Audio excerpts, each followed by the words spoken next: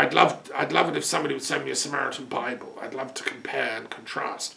Because the Samaritans used the old writing that existed before the square-shaped modern Hebrew writing. The Samaritan Bible has every right to be called the original Bible, actually, and this modern thing is just a sort of offshoot. And the Samaritans were interesting. They had Simon Magus, and Philip went to take Christianity to them, and Jesus was accused of being too friendly to Samaritans. And we all know his story about, hug a Samaritan. So I think that they're very interesting, and they should definitely be involved with the Golden Gate Project, even though, of course, they say that the Messiah is going to open up the Mount Gerizim, which is where they think is their sacred mountain. The Jerusalem things are blind, as far as the Samaritans are concerned. And, that's an interesting perspective, right? But anyway, so is there any way of harmonising and reconciling them all? Okay, well, let's put it like this. This is a mathematical puzzle to you guys out there. So there's 168 boxes, right? So imagine a circle divided into 168 segments. And from each one of the boxes, a ray of light goes out with the particular colour of that box to zap all the other 167 boxes. And that shows a ray of influence.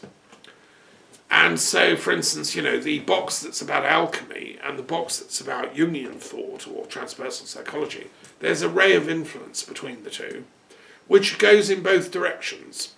So alchemists have thought a lot about psychology over the years, written about it, and psychologists have written about alchemy, Jung especially, I think, but many others too. Even Zosimus, the founder of, we'd call it non-operative alchemy, was a great theorist of consciousness in Egypt. So that ray is carrying mutual messages between the two boxes across the circle. Right. And there's in total, so the question mathematically is how many rays are there in total? If every box reaches out to 167 others, it's a lot. Anyway, according to my calculations, you end up with 17,956 rays. So we've now got a circle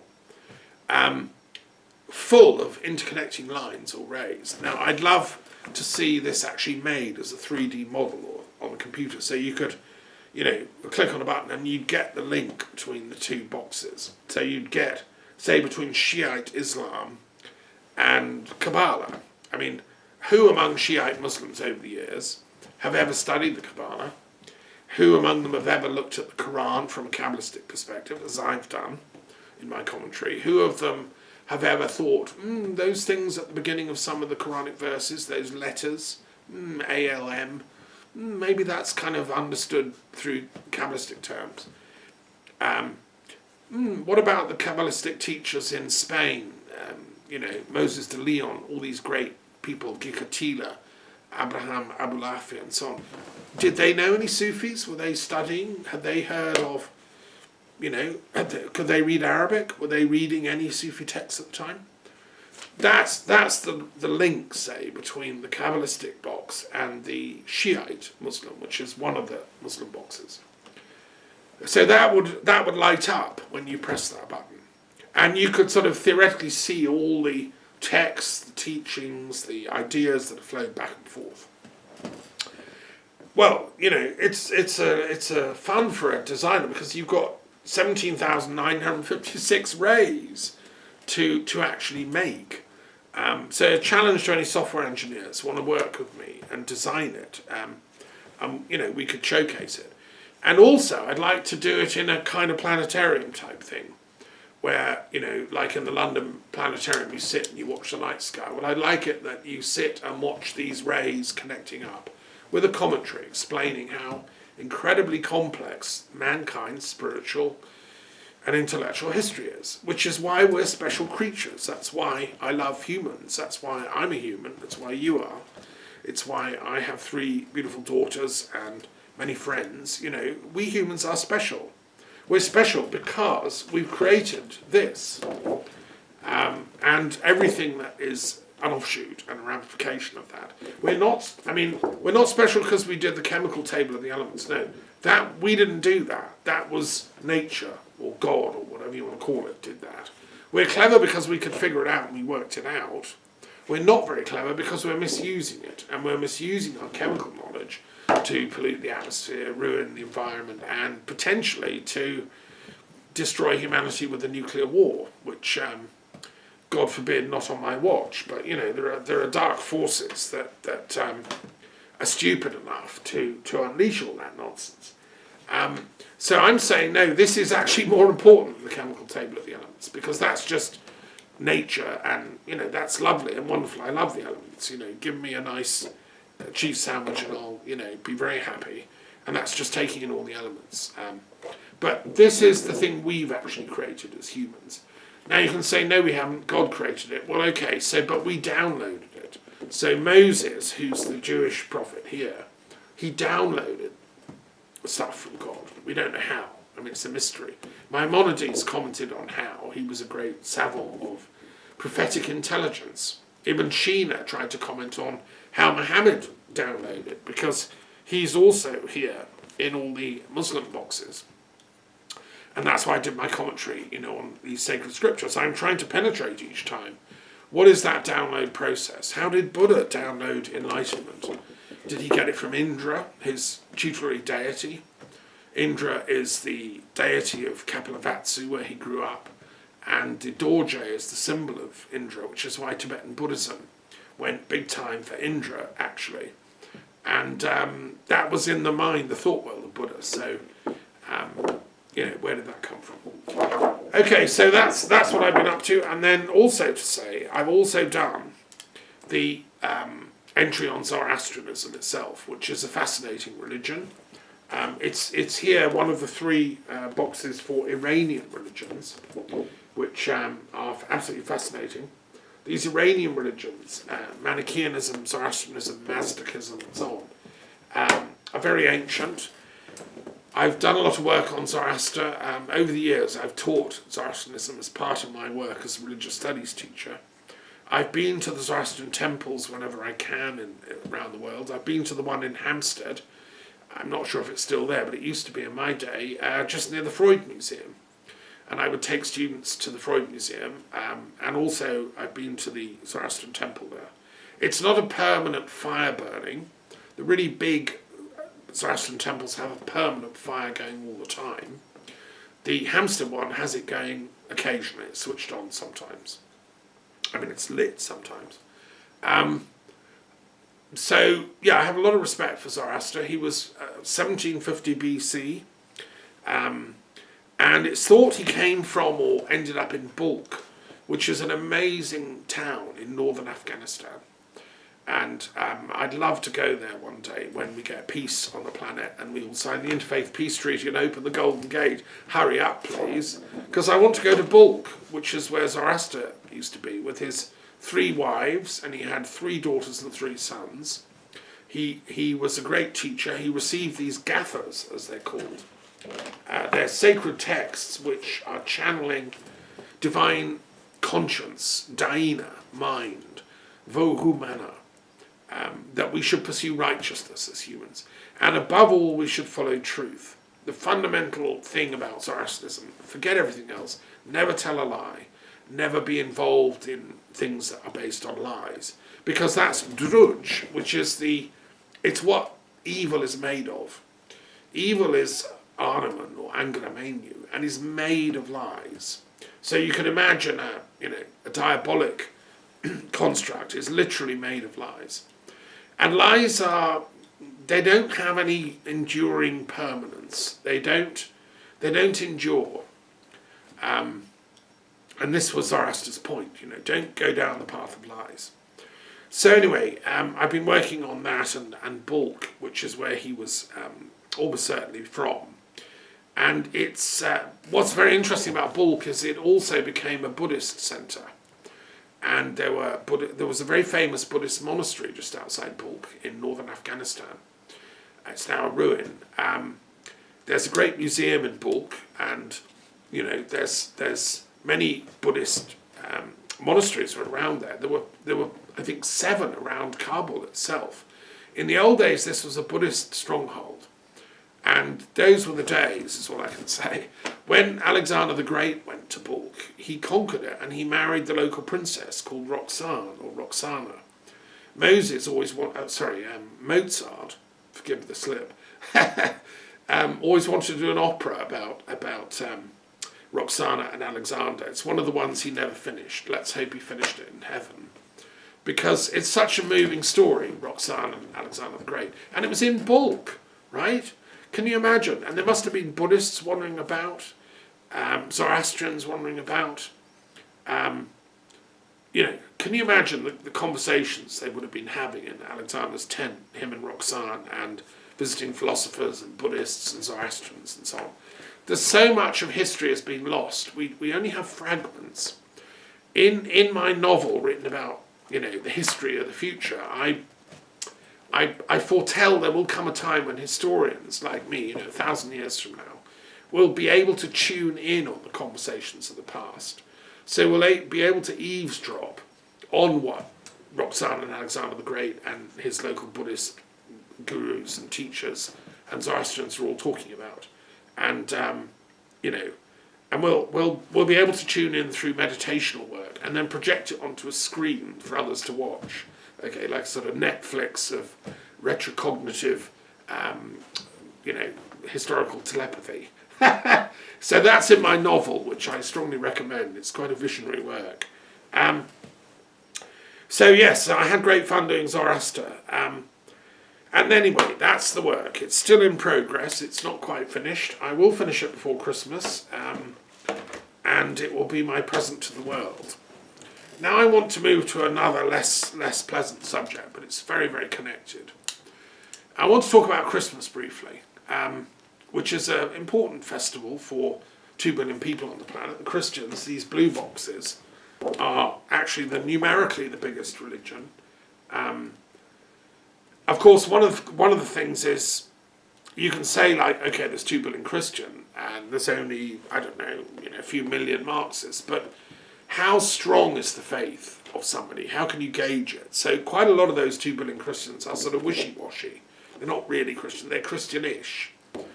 They might be like me, Druids as well. They might, water down their stuff.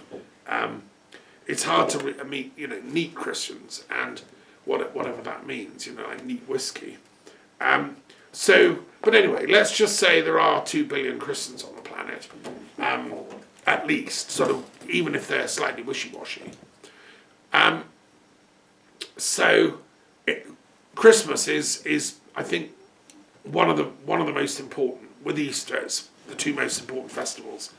What it symbolises, of course, is the birth of Christ, but it's not just the birth of the child Jesus. That's lovely, that's a birthday, we all celebrate birthdays. No, it's the birth of the Logos, the divine cosmic intelligence that is the Word, the Logos, that was with God in the beginning. So it's the Logos that is behind all of history. It's behind my mind, your mind, my pussycat's mind, everyone. It's the cosmic mind, the Logos, that's what it means, coming into manifestation onto our level of being as a human, taking human form. That's what Christians believe. Most of them. I mean, there are obviously exceptions. There are some that don't quite agree with that or have a different theology. There's different forms of Christianity, and that's why there's so many boxes. But generally speaking, that's what they believe, and that's what the Gospels say. And if you listen to my commentary on the Gospels, that's what I go into great detail on that.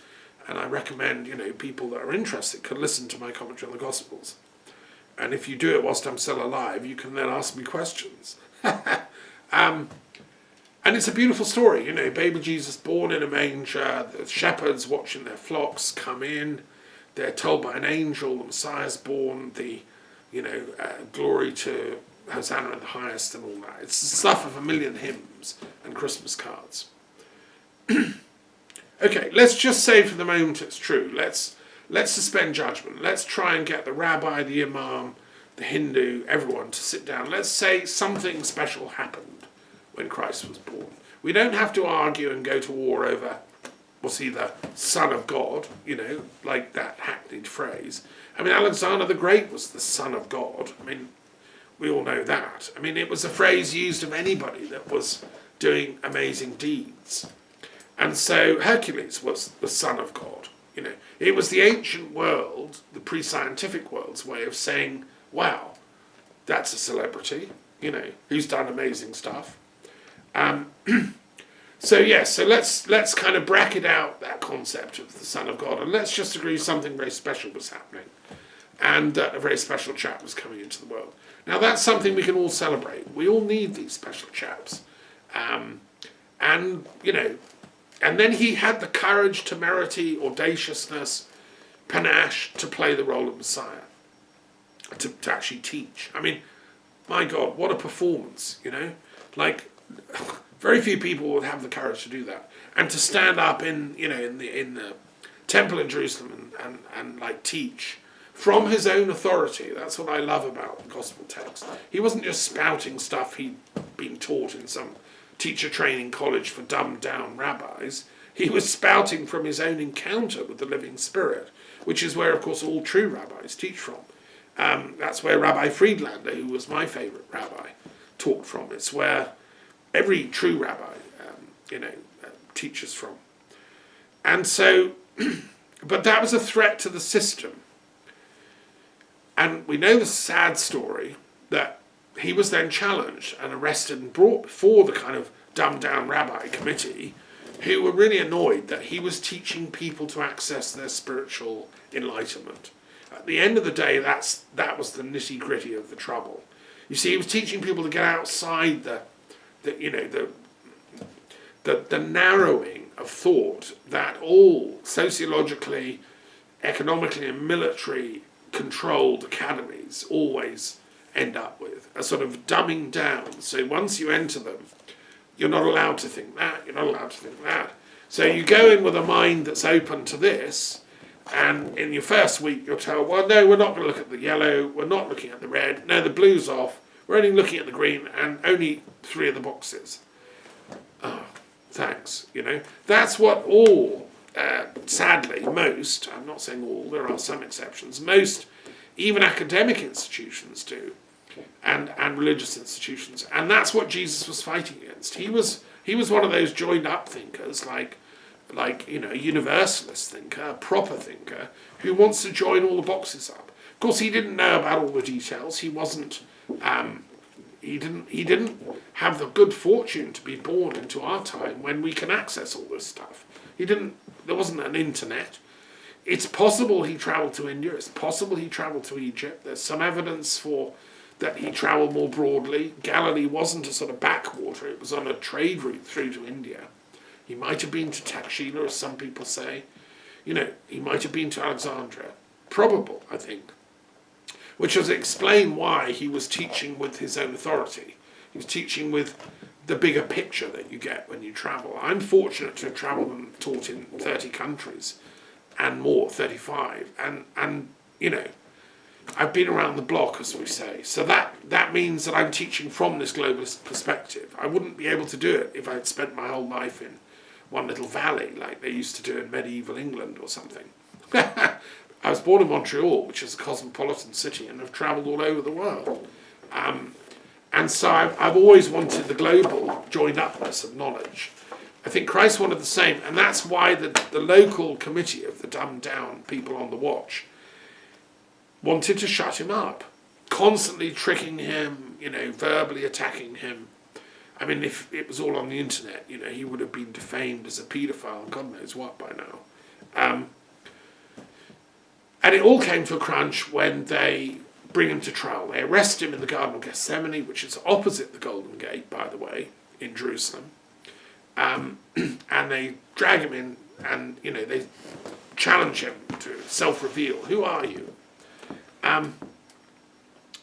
The thing is, of course, the level of which his being is on is not susceptible to comprehension by the kind of nitpicking, legalistic, hate-filled level that the committee of accusation was on. We all know the story, the saint dragged into the law courts, condemned as a heretic. This is an archetypal encounter that happens in history again and again and again. Sadly, it's it's the Gnostic hauled up before the Inquisition and so on, or Joan of Arc before her English accusers.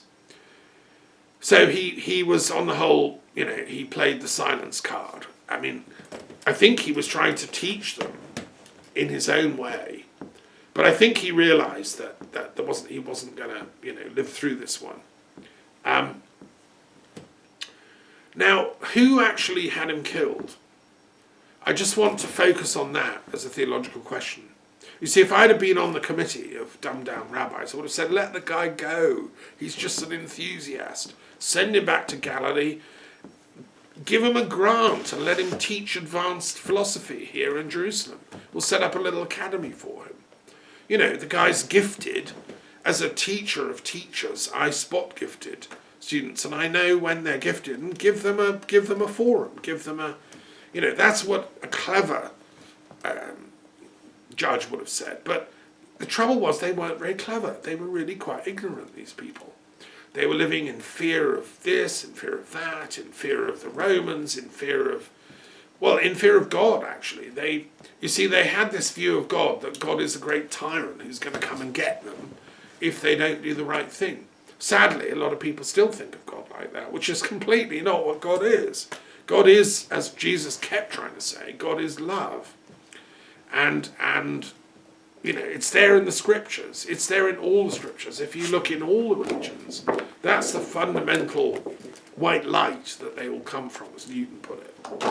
But no, the rabbis weren't clever enough to work this out. So he's sentenced to death, and then he's nailed up on the tree, hauls his cross, you know the story. I'm not going to do the whole thing. So at Christmas, we're not just celebrating the birth, but we're preparing for the tragic death, and the killing, the murderous killing of wisdom.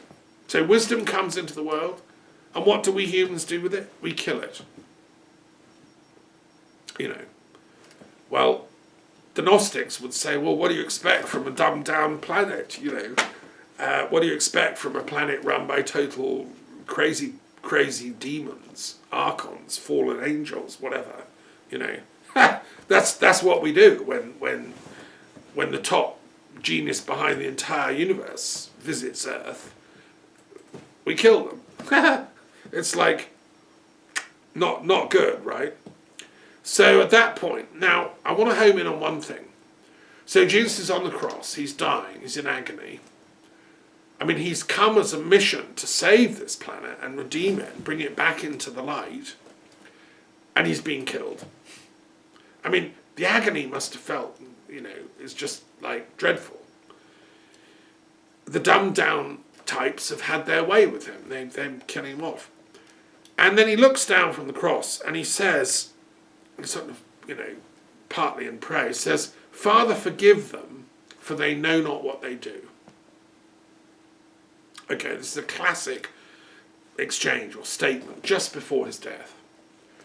I find that very interesting and problematic, and I just want to dwell on that for a moment in this talk, because we're in the run-up to Christmas, and because it's so important that we get a handle on what that is. I don't know of any other theologians who've really done a sermon or made a big study of that phrase.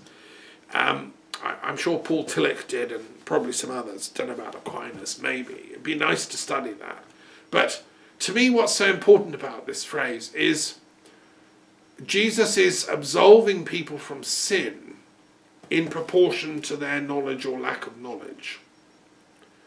So what he's saying is, the people down there that have crucified me, those Roman soldiers over there, they're to be forgiven because they don't really know what's going on. They don't realise I'm the Logos. They don't realise what's at stake here.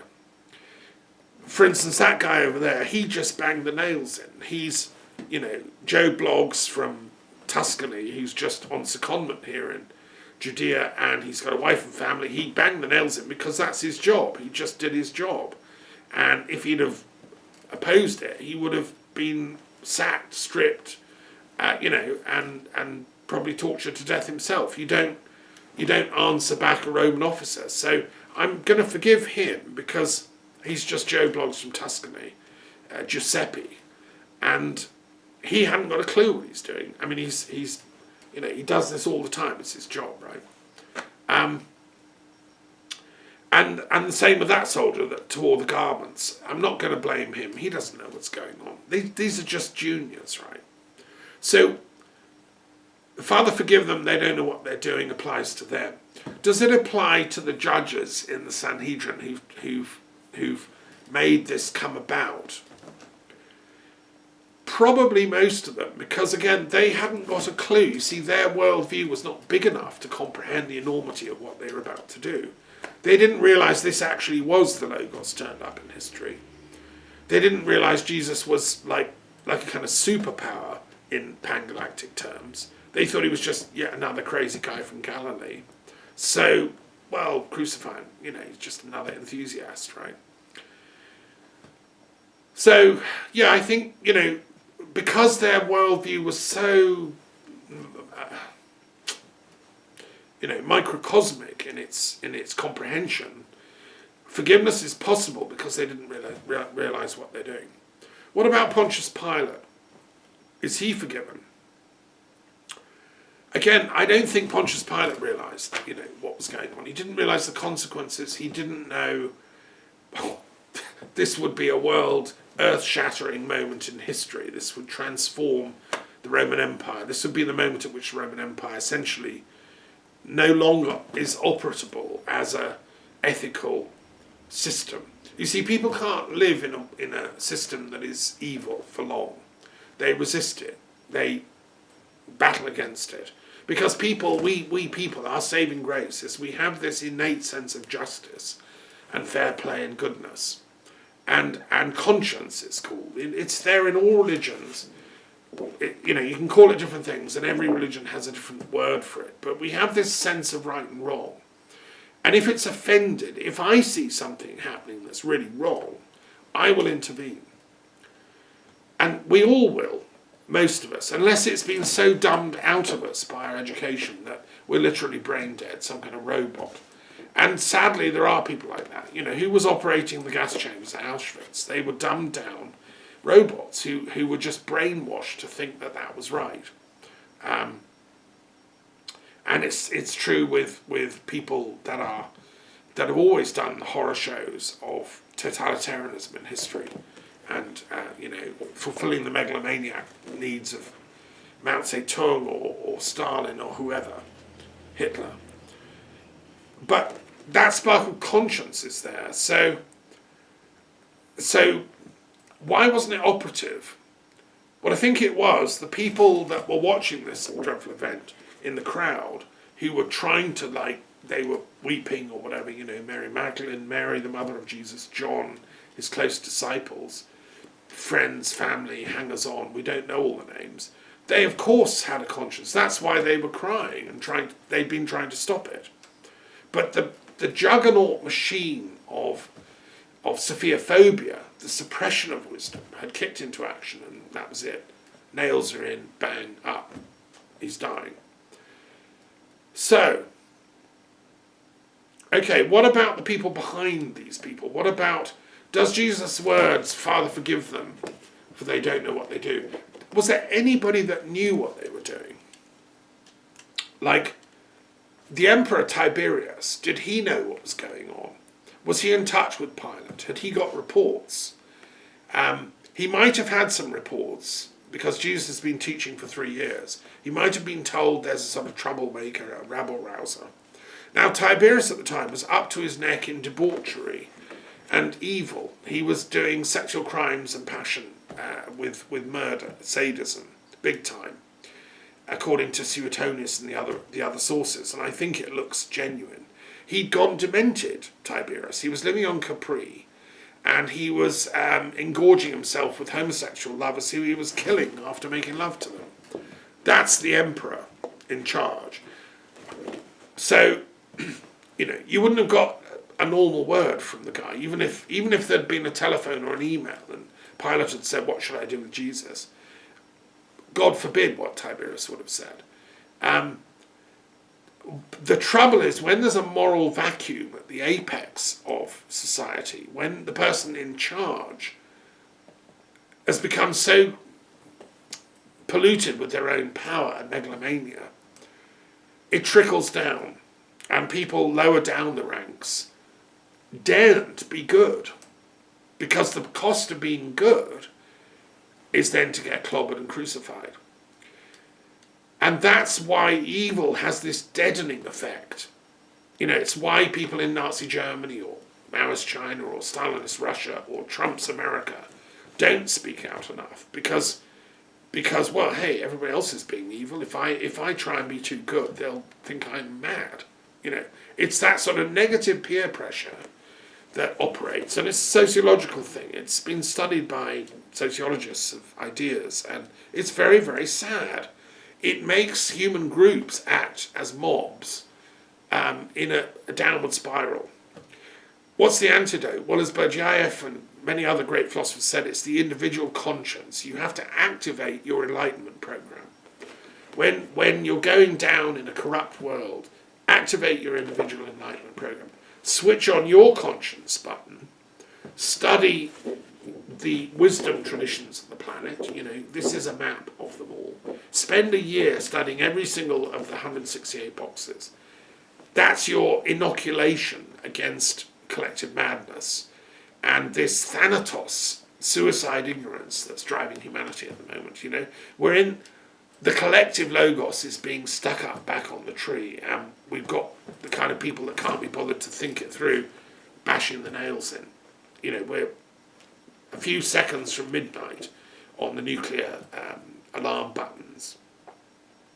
So I'm saying, okay, so it's enough. Okay, it's good to say, Father, forgive them, for they know not what they do. But let's think through the corollary of that. Father, we have a duty to teach them what's going on. Okay, so you can't just sort of let them off the hook and say, oh, that's fine, crucify me again and again because, look, you don't know what you're doing. Because, no, that's not very nice on the next guy coming down, the next sergeant to turn up.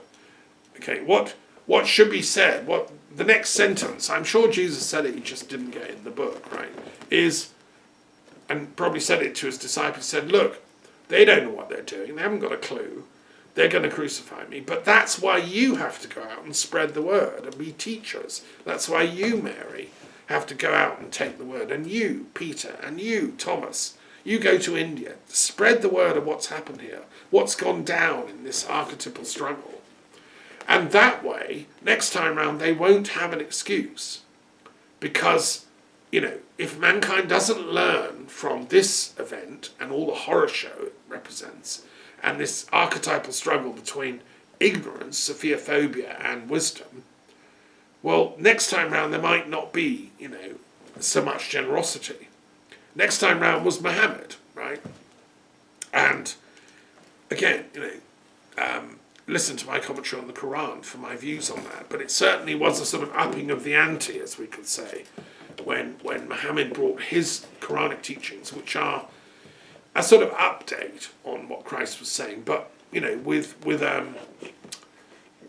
in a different tone, in a different vibration, as we would say, a different ray. So where are we at now? Okay. The planet is suffering from death by 1,000 little wars, death by 1,000 ignorances, death by 10 million Roman soldiers still bashing the nails in on wisdom. And we have to wake up, you know. So what do? We do Brexit. You know, which is a Roman soldier nail him up job, if ever there was one. Okay, it's the most dumbed down, stupid, ignorant policy decision in my entire life of any government anywhere. I want to say, because no government in their right mind self-destructs from a happy community you're part of, the European Union, in which your citizens are free to come and live and go, as I live in France, and very happily too.